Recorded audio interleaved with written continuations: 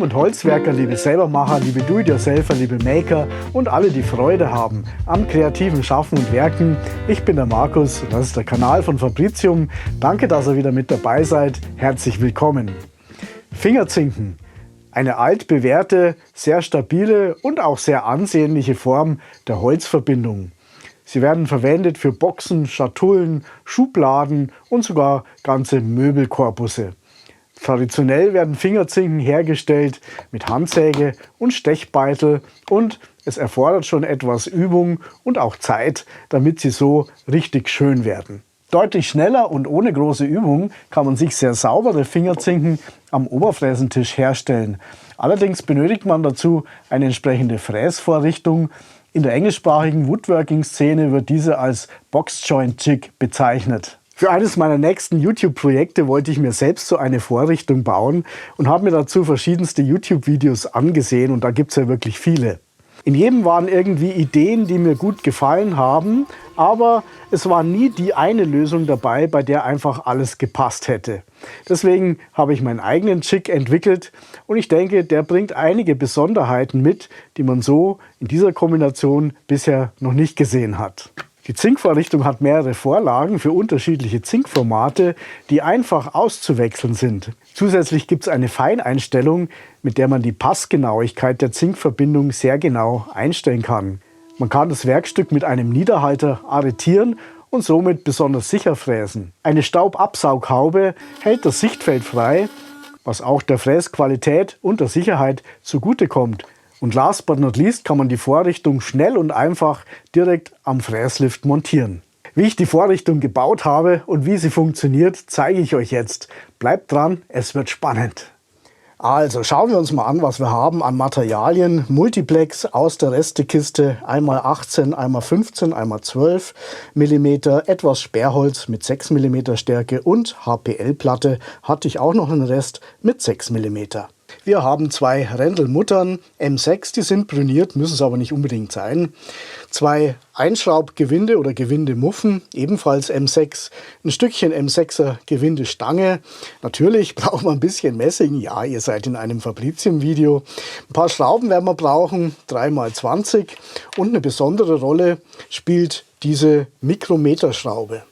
Ja, dann geht es auch schon los und wir bereiten uns als erstes mal die Grundplatte vor.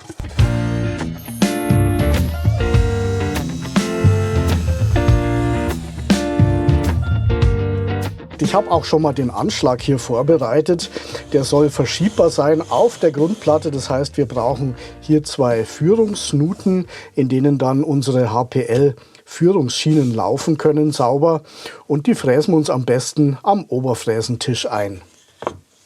So, ein 20 mm Nutfräser ist eingespannt. Vom Abstand her will ich 40 mm haben, also zum Anschlag hin. Da nehme ich einfach mein Parallelendmaß her und damit lässt sich super einstellen, ganz ohne Messen.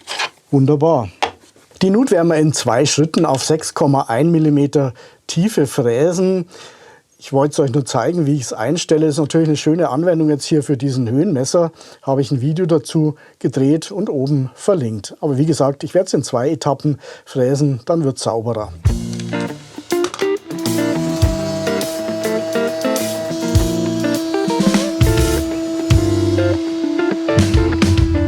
So, das hat gut funktioniert. Ich mache jetzt bloß hier noch die Kanten ein bisschen sauber, dass man da nichts ausreißt. Das wäre schade. Aber im Großen und Ganzen ist es recht sauber geworden, muss ich sagen, mit dem 20er Fräser. Ich hätte Schlimmeres befürchtet. Und dann können wir uns als nächstes jetzt hier die 2 HPL-Streifen zurechtsägen. Ich habe hier, wie gesagt, noch einen Rest. Und dazu verwende ich ein spezielles Sägeblatt. Das wollte ich euch mal zeigen, weil es wirklich gut funktioniert. Also keine Sorge, ich kriege kein Geld dafür, dass ich jetzt das Blatt hier in die Kamera halte. Aber es funktioniert wirklich sehr gut. Macht einen super sauberen Schnitt. Heißt High Pressure Laminate Expert von Bosch. Und mit dem sägen wir es uns jetzt zurecht.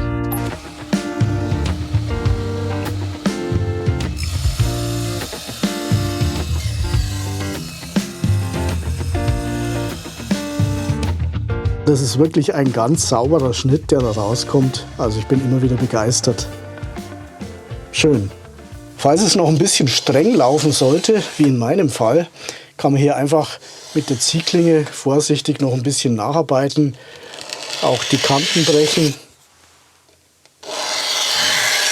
Das geht damit ganz gut. So, dann schauen wir mal, wie es ausschaut. Ja, das geht schön fluffig, würde ich sagen, und hat kein Spiel. Wunderbar. So, diese seitlichen Stützen habe ich schon mal zurechtgesägt. Und da können wir uns jetzt hier so den Kreis anzeichnen. Die sollen ja ein bisschen abgerundet werden mit einem Radius.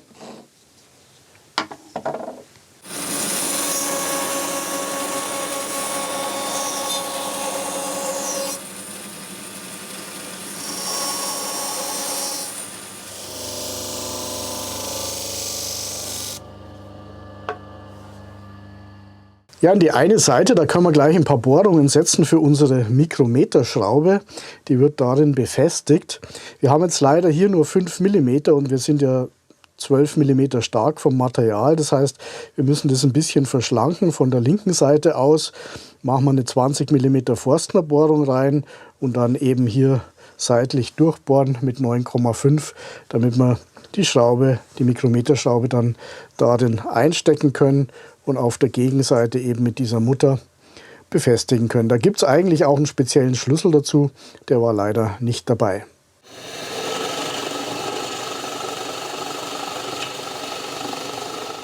Jo, so habe ich mir das vorgestellt. Hier muss ich ein bisschen was festkleben. Da ein bisschen was abgesprungen schon fast. Aber sonst passt's. Gut. Die Schienen werde ich festkleben und festschrauben. Und für die Schrauben setze ich mir jetzt 3 Bohrungen.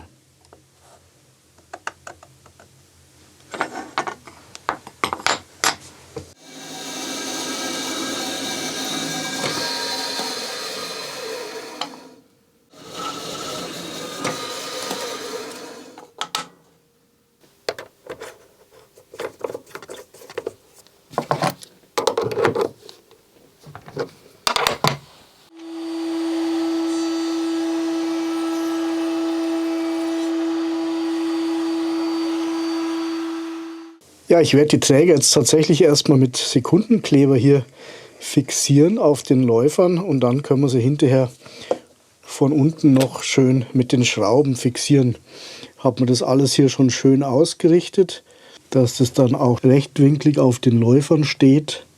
Sollte so passen zum Anheften. So, und dann können wir es schön festschrauben. Hier vorne muss ich mir was anderes einfahren lassen oder ich brauche eine sehr kurze Schraube, weil da kommt die Aussparung ja für unsere Mikrometerschraube und da habe ich zu wenig Fleisch, aber mal schauen, vielleicht hält es ja auch nur mit diesen beiden Schrauben hier. Jo. Als nächstes fertigen wir uns diesen verschiebbaren Teil hier an und da kommen einige wichtige Bohrungen und Fräsungen rein. Ja, liebe Zuschauer, ich habe es schon mal zurechtgesägt hier, das schöne Holzstückchen und man kommt aus dem Staunen ja nicht heraus. Schaut euch mal die tolle Materialqualität an. Hier irgendwelche Dicken zusammengepresst. Auf der anderen Seite das gleiche. Ja, hier schaut euch mal das hier an, was da Schönes drin ist. Da fehlt es auch wieder. Ist aber nicht nur das Stückchen so, ist die ganze Platte so. Und naja, ich würde ja nichts sagen, wenn ich es als B-Ware gekauft hätte, aber es hat ja nur doppelt so viel gekostet als sonst. Also Mann, ich würde es ihn am liebsten wieder hintragen, diesen Kamelmist. Ja, unsere Zinkvorrichtung, die arbeitet ja mit solchen, naja, wie sagt man denn, Pseudozinken oder Nasen oder Schablonen. Das ist jetzt auf jeden Fall eine für 10 mm. Ich habe vorher noch welche für 6, 8 und 12 mm zu drucken. Und dieser Pseudozinken kommt in diese verstellbare Leiste. Und zwar zum einen eben wird sie mit diesen 2 Dübeln hier eingesteckt und sie soll natürlich passgenau in so eine Tasche dann auch versenkt werden. Das heißt, wir brauchen als erstes mal hier 2 Dübellöcher, 6 mm und dann fräsen wir diese Tasche aus, damit das Ganze schön verschwindet da drin.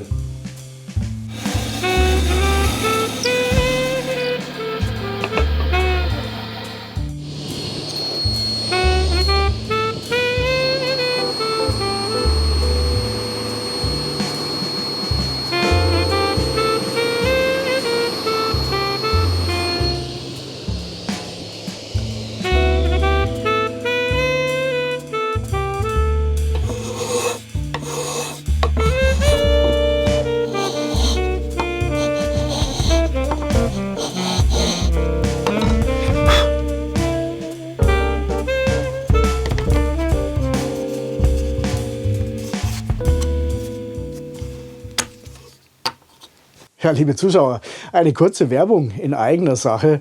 Die Fabricium Materialsätze waren ja lange Zeit ausverkauft. Gute Neuigkeiten, es gibt wieder Lagerbestand. Viele vom Mittenfinder 2.0 Deluxe, viele vom Cutter Deluxe, einige wenige, aber es werden bald wieder mehr sein vom Linealanschlag. Und wie immer gilt für die Materialsätze, da habt ihr alle Komponenten drin, teilweise sogar das Holz und die Werkzeuge, die ihr benötigt, um euch selbst solche schönen Deluxe-Werkzeuge zu bauen. Also, wenn ihr Interesse daran habt, schaut gerne mal auf die Webseite, da gibt es mehr Infos dazu. Jetzt brauchen wir hier noch 2 Langlöcher, damit man das Ganze dann auch verschieben kann. Und die fräsen wir uns am Oberfräsentisch ein. Ich habe mir hier mal die Abstände schon mit 2 Klötzchen einjustiert. Und ja, jetzt muss ich halt vorsichtig immer 1 Millimeter fräsen. Wieder zurück, hochdrehen, Millimeter fräsen und so weiter. Das Ganze eben 18 Mal. Wenn ich mit einem Millimeter fräse, mal schauen, vielleicht gehen auch 2 auf einmal, aber lieber vorsichtiger.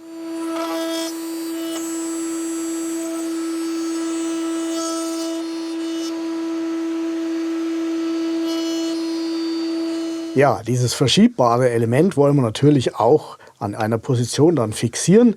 Das heißt, wir brauchen hier noch Gewindestangen in der Anlageplatte und dazu bringen wir diese Gewindemuffen ein. Ich habe jetzt schon mal die Stellen hier angezeichnet mit einem 8er Bohrer vorbohren und dann an der Bohrmaschine eindrehen.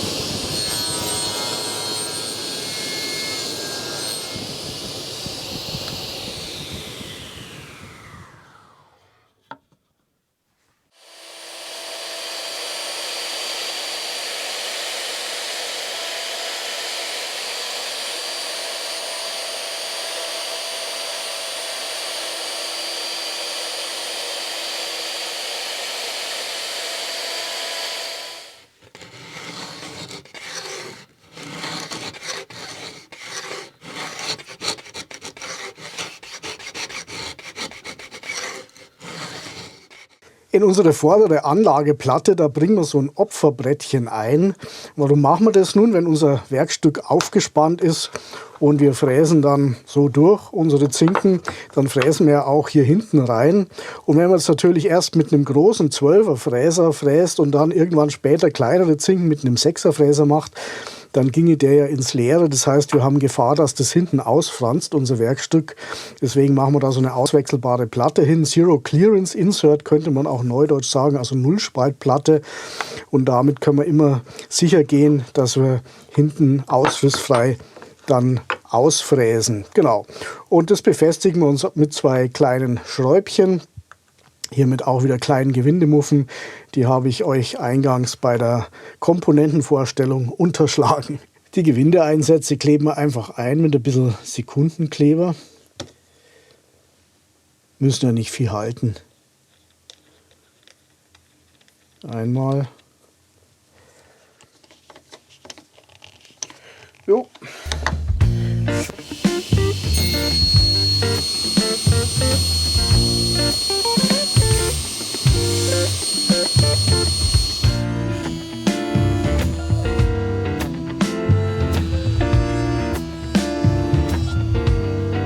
Ja, dann können wir unsere Frontplatte hier mal anleimen oder die Anlageplatte. Mal hier schon mal ein bisschen Leim drauf.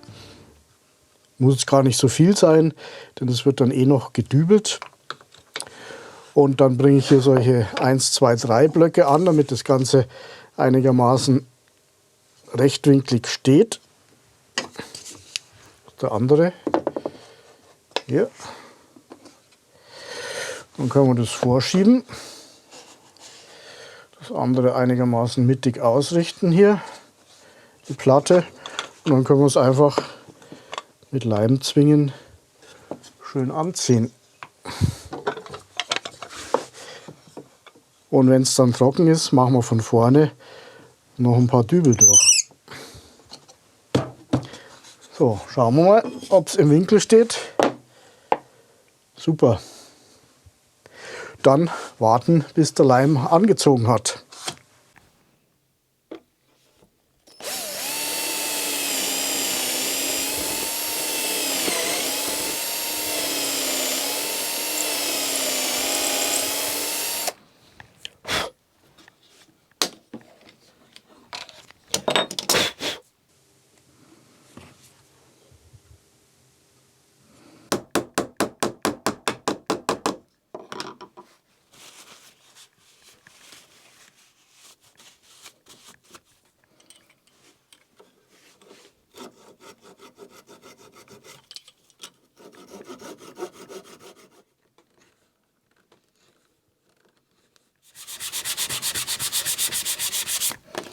Diese schlechte Holzqualität da von unserem Verschiebebalken, die hat mich jetzt so genervt, dass ich ein Stückchen Furnier drüber geklebt habe. Da muss ich es nicht mehr sehen.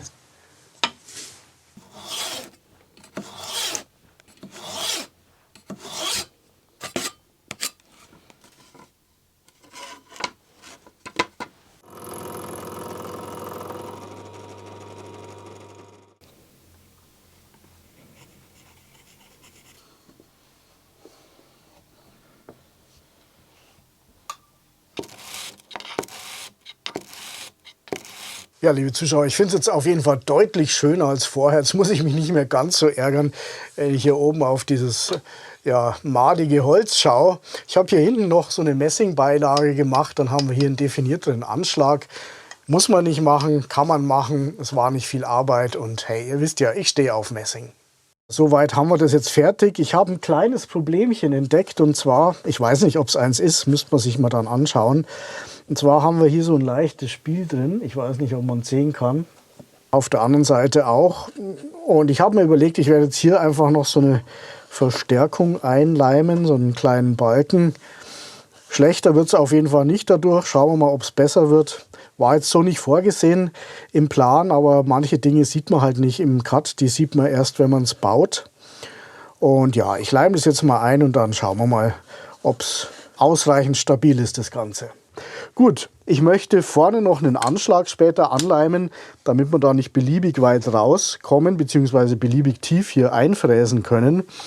Und die Position letztendlich, diese Endposition, gibt ja auch die Bohrung vor für den Durchgang vom Fräser.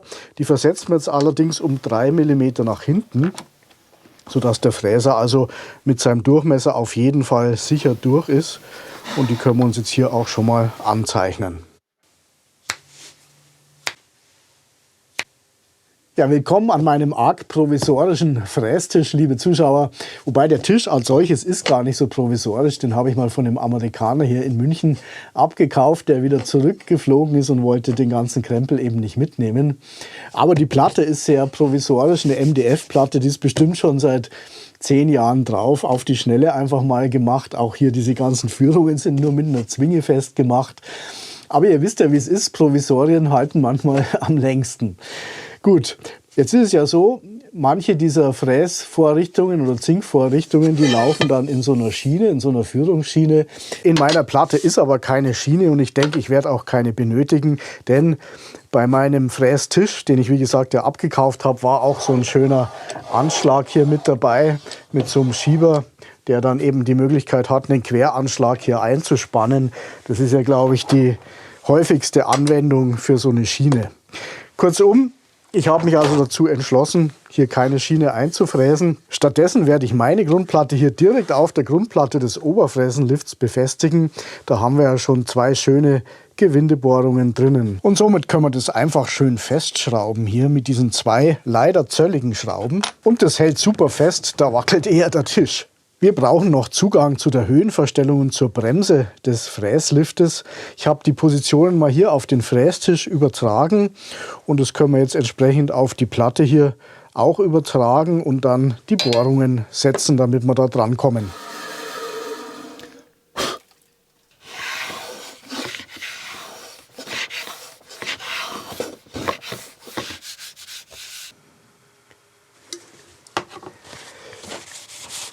Dieser Balken hier ist übrigens noch aus dem zweiten Grund ganz sinnvoll, denn man kann mit der einen Hand das Werkstück festhalten, mit der anderen kann man dann betätigen hier diesen Schieber. Macht schon Sinn. So, ich habe jetzt noch ein bisschen von dem Renaissance-Wachs da drauf. Das macht eine schöne Oberfläche, kann ich empfehlen. Und dann sind wir soweit, dass wir es zusammenbauen können. Viel ist es ja nicht. Und ja, das läuft jetzt übrigens sehr fluffig hier. Wunderbar. Ja, das ist ehrlich gesagt ein bisschen ein Gefrickel hier. Jetzt habe ich mir da selber so ein Tool noch angefertigt. Normalerweise, wie gesagt, ist eins dabei. Ich habe es zumindest auf einer Abbildung gesehen, dass es dazu eins gibt. Bei mir war keins dabei. Aber ja, Ich tendiere fast dazu, das einzukleben, das Ding, aber das ist halt auch unelegant. Naja, die Gewinde machen wir mit so einer Schraubensicherung fest.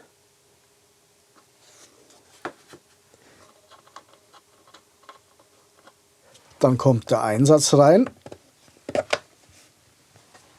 Und dann kommt ein 3D-gedruckter Abstandhalter. Warum? Weil ich noch so schöne orangefarbene Rändelschrauben passend zum Einsatz gefunden habe. So, 10 mm Schaftfräser ist eingespannt und natürlich auch unser quasi Zinken hier, 10 mm. Den kann man noch fleißig verstellen. Und hier habe ich ein 10 mm Parallelendmaß. Und damit stellen wir uns jetzt erstmal den Abstand zwischen Fake-Zinken, sage ich mal, und Fräser. Der muss genau 10 mm sein. Und dafür brauchen wir auch diese Feineinstellung. Und jetzt schauen wir mal. Oh, so klemmt's. Das ist ein bisschen zu viel. Gehen wir ein bisschen raus. Locker machen. Ist immer noch ein bisschen zu viel. So gefällt es mir. Sollte passen. Dann stellen wir als nächstes die Höhe von unserem Fräser ein. Dazu nehmen wir einfach das Material, legen es an und dann kurbeln wir ungefähr 2/10 höher als das Material ist, weil dann können wir die Zinken noch ein bisschen verschleifen. Ja, wenn er hängen bleibt, dann soll es passen. Ich glaube, so stimmt's. Und dann festziehen. Ja, und dann kann es auch schon losgehen. Ich bin gespannt.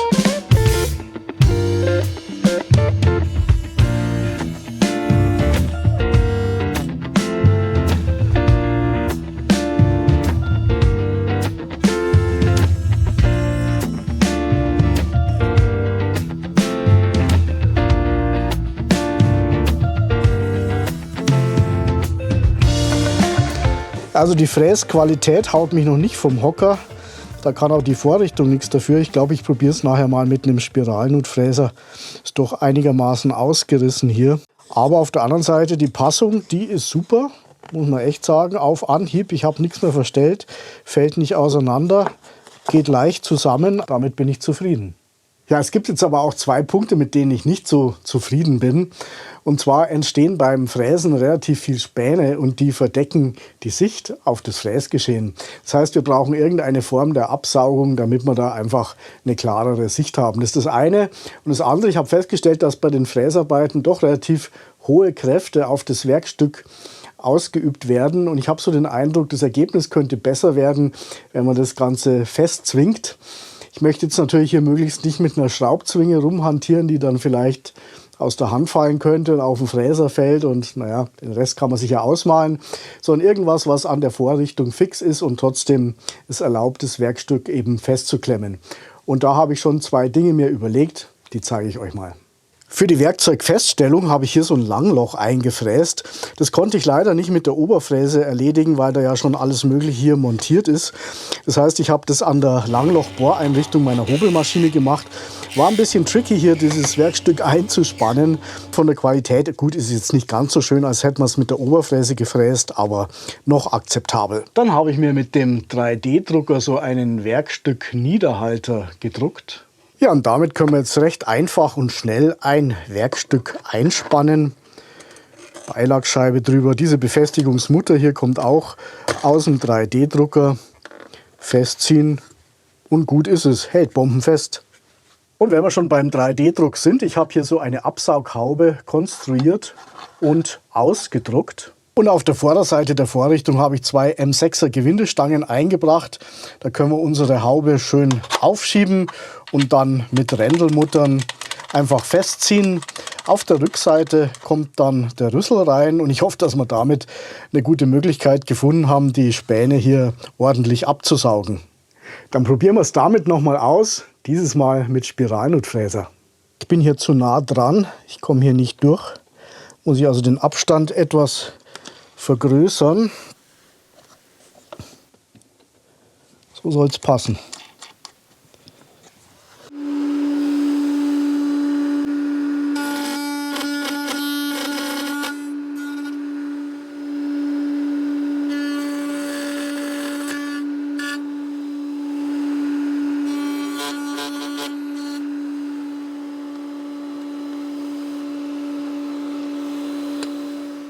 Ja, mein erster Versuch war noch ein bisschen zu eng, aber das, glaube ich, schaut jetzt sehr ordentlich aus hier. Steht auch leicht über, das heißt noch verleimen, schleifen und dann passt es wunderbar.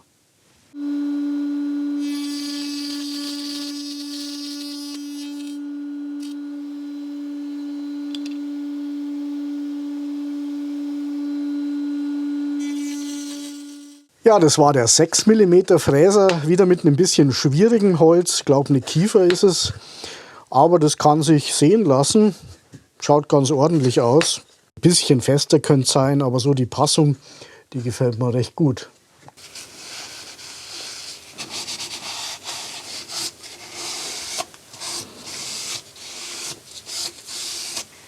Ja, meine lieben Zuschauer, somit kommen wir zum Ende. Die Vorrichtung ist fertig und ich kann sagen, sie funktioniert wirklich gut und es macht Freude, damit Fingerzinken herzustellen. Es geht einigermaßen schnell, wenn man sie mal richtig eingestellt hat. Und ich glaube, gerade wenn man jetzt nicht nur eine Schublade macht, sondern viele oder nicht nur ein Kästchen, sondern viele, dann ist das eine echte Erleichterung. Baut sie gerne nach, wenn ihr wollt. Und falls Interesse an diesen 3D-gedruckten Teilen besteht, lasst es mir gerne einen Kommentar unten da. Vielleicht biete ich die dann allesamt als Set an, also auch mit dieser Feststellschraube und dem Halter und der Absaughaube. Ja, abschließend darf ich noch eine Bitte an euch adressieren. Der Kanal Fabricium ist momentan am Schrumpfen. Ich weiß ehrlich gesagt nicht genau warum. Ich vermute aber, dass meine Inhalte einfach nicht zu dem passen, was aktuell gefragt ist. Schnell, kurz, Hype, clicky, ihr wisst, was ich meine. Da glaube ich, bin ich vielleicht ein bisschen zu konservativ mit meinen Inhalten. Kommen natürlich auch relativ selten Videos, aber meine Produktionen sind einfach furchtbar aufwendig. Also jetzt nicht nur von den Projekten her, sondern auch von den Dreharbeiten, vom Schnitt. Und ich mache das ja auch alles alleine mittlerweile und habe nebenbei noch einen ganz normalen 40-Stunden-Job, einen regulären Hauptjob sozusagen. Insofern, wenn ihr mich unterstützen möchtet, würde ich mich total über ein Abo freuen oder eine Kanalmitgliedschaft vielleicht sogar. Das wäre, denke ich, eine Riesenhilfe, dass der Kanal am Leben bleiben kann. Und dafür möchte ich mich im Voraus bei euch bedanken. Auch nochmal ein herzliches Dankeschön natürlich an alle bestehenden Abonnenten und an alle bestehenden Kanalmitglieder. Ja, so viel dazu. Dann wünsche ich euch alles Gute, bleibt gesund, schöne Osterfeiertage. Bis zum nächsten Video. Ich freue mich drauf. Viel Freude am Werken. Macht's es gut. Servus, euer Markus.